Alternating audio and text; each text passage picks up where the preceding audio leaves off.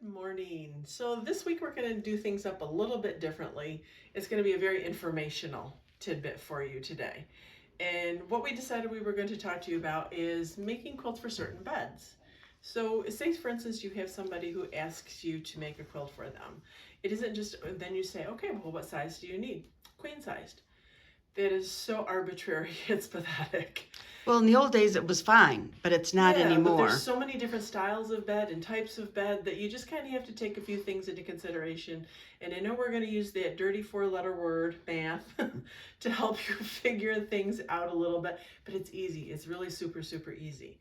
So if you have that you're doing a quilt for somebody, and if it's a surprise, one thing that I would suggest you do is find a co-conspirator. Because obviously you can't walk into that person's home and start measuring their bed and do all of this kind of thing. So find somebody within the home that can do a few simple measurements for you. So we wanted to take a look at a couple of different styles of beds so that we can just kind of, there's different things you have to take into consideration when you're sizing a quilt. So if you look at this bed, this is a queen size bed. And I personally am one of those, put the quilt to the bed, and then I always do make pillowcases to fit the pillows to go with it. So then the pillowcases always match the quilt.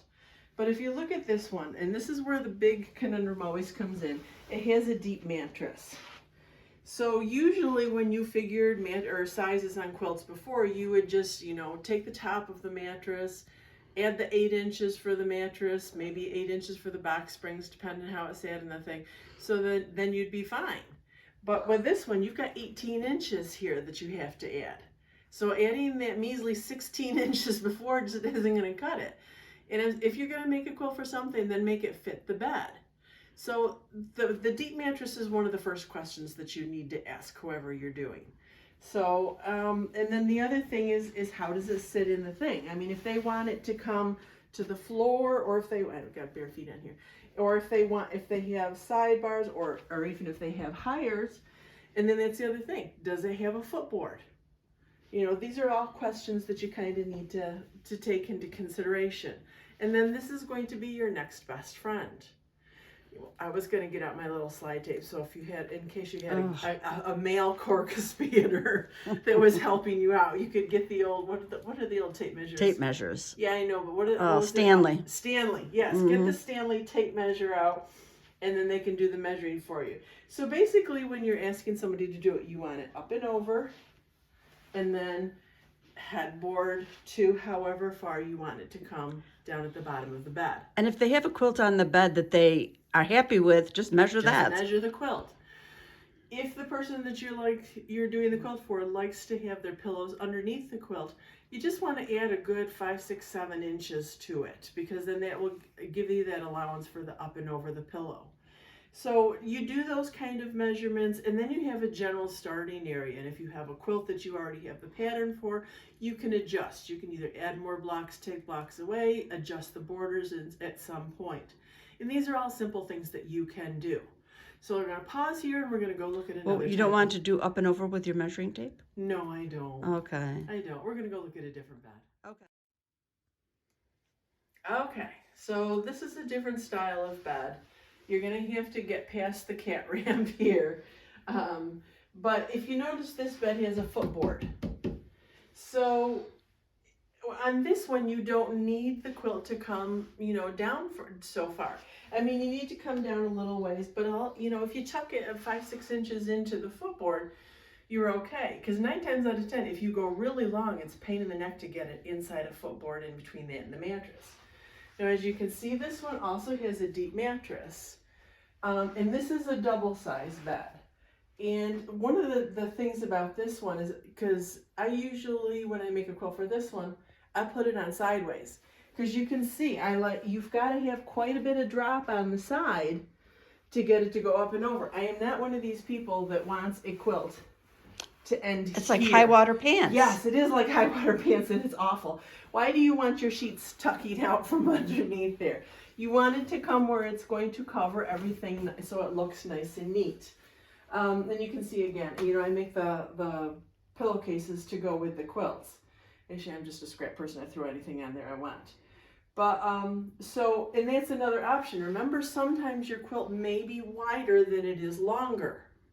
So don't freak out if something like that happens. So I think was there anything else we needed to kind of talk about here? Because then now we're going to go do some MATH. Yes. Okay, so we're going to head back to the shop and we're going to do some simple math on figuring quilts and backings. All right, let's get this finished up. So now we're going to address that 4-letter dirty word math a little bit. The reason why Terry and I wanted to do this whole thing was, number one, calculating backings. So it's all good and well to go in, and if you have a local shop that you can say, how much backing do I need, but you also should know how to figure that, because sometimes you don't want to get, if you want a lot of leftovers, that's always a good thing. But so let's go through some just general sizes, okay? So I wrote some up here on the board. We're going to get into our teacher act here for a minute. So if you have a small quilt, a 42 by 60, you can pretty much plan on a 40, 42-ish width on a backing. So for something like this, all you would need would be the length. So all you would need to basically do is get length of fabric. Okay. So 60 plus. Right. So 1 3/4 is 63 inches. I'd probably go 1 7/8 just to be on the safe side. And a lot of this is prefaced. Do you have a long arm quilter that you're doing, or are you quilting yourself? This you can quilt yourself. And if you're going to pre-wash or not. Right, right. And again, stick a tape measure in your purse. You can always go and measure the width of the fabrics. Some of the fabrics have really super wide selvages on them. Some have really tiny selvages on them. So that's where that depends. But you can figure this out very easily. So 42, you're pretty good on a width of the fabric. So now when it comes to something that's over that 40 or 42, so we're going to go a 48 by 48. Now, if this was Terry and me, we would take a width of fabric, and what we'd do is we'd split it in the middle. We'd take the leftovers from the top. And this isn't being cheap, which we are. No, it's fun. It's fun. It makes the back more interesting. Plus, it uses up those dibs and dabs of leftovers. Right. So what we would do is we would take and insert a piece that we had pieced into the middle. So again, here, all you would need would be a length of fabric. But you've got to make sure, so 48, so that's about 6 inches past what you have usable. So if you put a 8 to 10 inch piece in there, you're golden. You're golden. So don't forget to maybe, plus if you have just little leftovers, why put them back on the shelf? Throw them in with this project and get them, out of the stash. Use them up. All right, 60 by 70. So now we're coming into more of the lap quilt world. So if you think about it, normally quilts, when people piece them, they'll do a seam this way or multiple seams vertically. That's not always the most economical. Efficient. Efficient. I like efficient better because I don't want to seem cheap about any of this. The most efficient way to do it. If you're a stash builder and you love having the leftovers, you be you. Do what you want to do. But I always like knowing how much do I have to have. Then you can expand past that.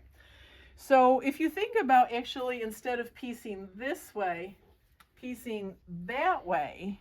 Now, let me interrupt here for a second. Back in the old days, that was a no-no, because I'll never forget, somebody told me this, that the reason that they never in the olden days pieced it horizontally, because when you grabbed the top and you pulled it towards you in the bed, you could start popping seams. Well, maybe that's in the olden days when you hand stitch that seam, but with our new machines, I think we don't have to worry about that. Even then, I don't know if I would agree with that, because if you're quilting your top, your back, and everything together, you're not going to have the stress on that seam. But anyways, we'll let them have them. It's weird fun. Let them be them. Yeah.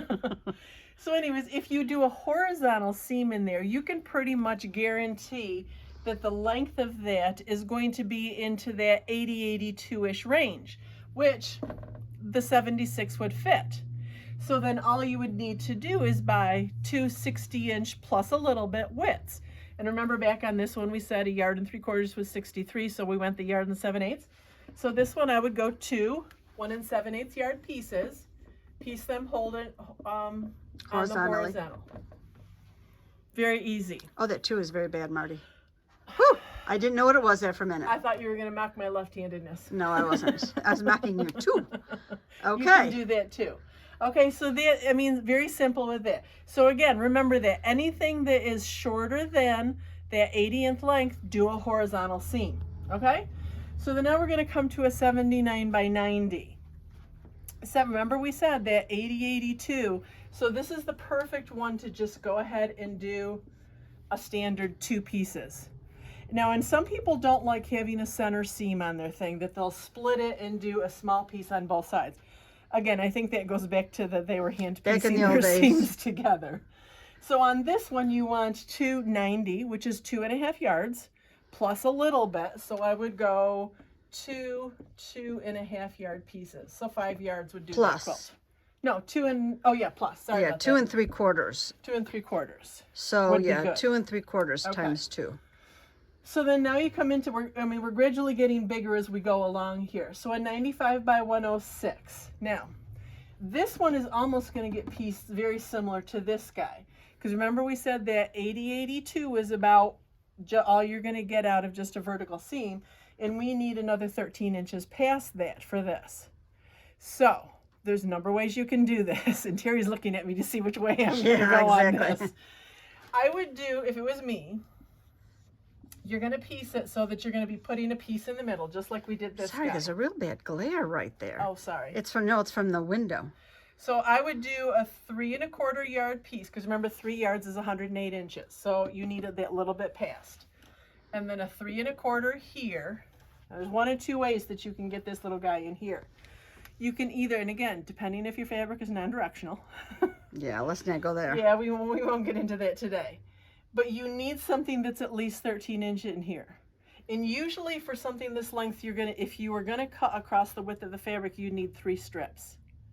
So you could either do 3 half-yard cuts, which is 18 inches. So that would give you a plus 18 in here. Now, the other way that you can do that, and this is, we're really getting deep in the weeds right now. No, this is the easiest. What you're going to say next. So 3 1/4 yards. If you think about, if we want to put half of the width, is that what you want me to do? That's what I thought. It's much easier. The half of the width of the fabric is going to be about that 20-inch range, okay, which we were going to do 18 inches, so that's pretty darn close to that. So when you do half of the width of the fabric, you take the piece that you're buying for the edges, divide that in half, so 3 1/4 divided by half. Now, this isn't hard. 3 1/2 is a yard and a half. Plus an 1/8. Plus another 1/8. But so you need just a 3 tad more. 5/8. You need a smidge more, so you go 3 3/4. Yes. No, 1 3/4. 1 3/4. Yes. 1 3/4. Or you do 1 3/4. You split it on the fold, so those 2 pieces end to end, and then you get just 1 seam here. So would you draw right across from the 1 3/4 split on the fold? Split on fold. That way, if somebody ever has to refer back to this, split on fold. This would be 3 1/2 yard pieces. Right. So you would have 2 seams on that one. You only have Right. 1 with the other one. Right. And then now we're going to go to a little bit bigger one. If you get up into this 119 to 126 inch range, the best way that you're going to be able to do this is doing 3 horizontal strips, because that's going to give you about 126 inches. Hang on for just 1 second, peoples. I'm sorry. I'm just going to go hang up on whoever it is. Can't talk now. Bye. There. How rude was that? So just doing 3 strips across, like I said, this is going to give you about 126 inches in length. And then all you need would be the width. So the hundreds, you know that the closest to that is going to be a 3 yard piece. So you're going to do a 3, and a 3, which would be a 9 yards. Ta-da! Ta-da! Okay, so figuring backing is not hard. But there's one more thing that I want to show you, and we're going to stop again and go to it. Okay, 2 more things to do, and then we'll be done with you for today. So a lot of you like using the wide backings because you don't like fussing with the piecing and all of that nonsense. But you get actually a wider range of fabric if you go with the 45 stuff. And it's very easy to piece a backing. And there's a couple of tips we wanted to show with you on how we do it, because we piece a lot of backings. So the quilt that I'm doing this one for is a big one. It's like 110 by 110, this quilt. So what I had to do is I did like the second to last one. We took a length that we had one length of fabric, and then we had another one that we split on the fold, so I have one horizontal seam here, and then we're going to add another piece to it here. But rather than seaming all of this together and then going to the ironing board and trying to iron the whole mess. Wait, I have to interrupt here. You do need to iron your backings. Yes, you do. Let me explain that in better Yes. words. You Explain it, do. Lucy. You do need to press your backings. It's Yes. not good if you don't. Yes.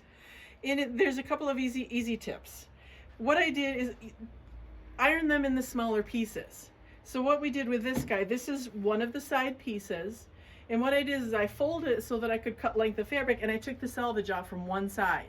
You don't have to take it off from both sides, you just have to take it off from one side.